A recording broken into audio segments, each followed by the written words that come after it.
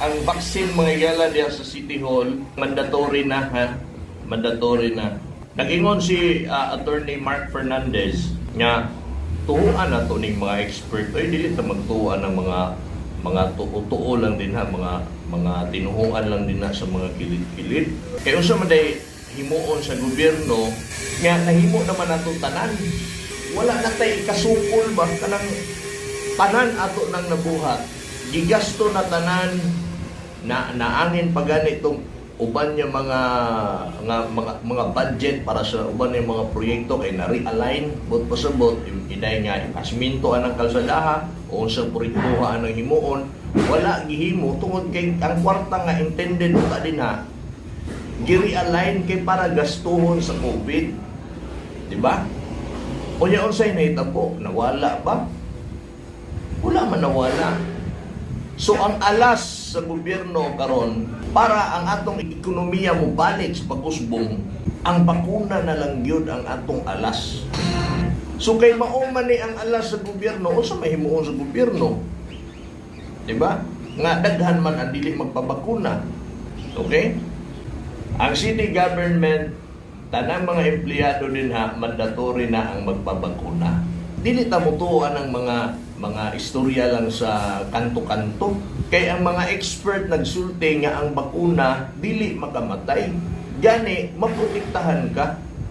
Pero wala nag-ingon niya kung magpabakuna ka, dili ka matakdan.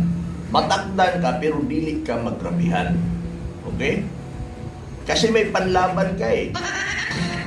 Diba? So ingon anak na siya mga suking tigpaminaw nga dapat magpabakuna kita.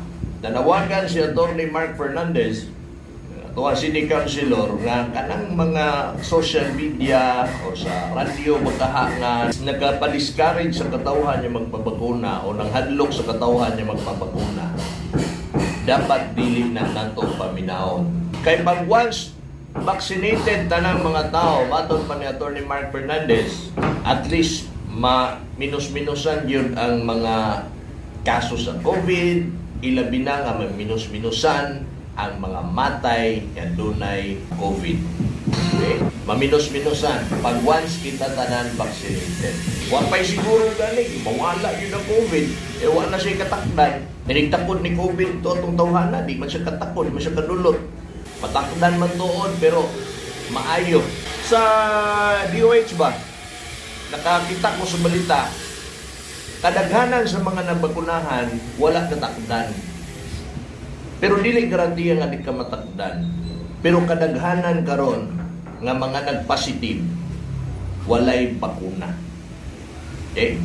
Nagani, mag-ulang no, nag-aato sa kailado, namatay, matod pa, wala to siya nagpapaguna. Wala po nagsulti nga COVID by gikamatian. Okay? Ang atong panawagan karon magpabakuna kita kung imuha ng turno o available na ang bakuna, magpabakuna. Kaya ako nang gisulti ha katong mga dili pag yun interesado ha. Kay mao na mandatory karon sa atong city government, kay mao ni alas sa gobyerno. Dili tinuod niya mamatay ka after 2 years gikan sa imong pagpabakuna, dili na tinuod kay bot-bot na, pagpanghadlok na. Mao na hinungdan na madugay ta ni guman ani problema ha. May gani si President Duterte nagsulti na nga no more face shield outside na. Bantay bitaw na pagyapoy mo badlong og di ko mag face shield sa gawas ha.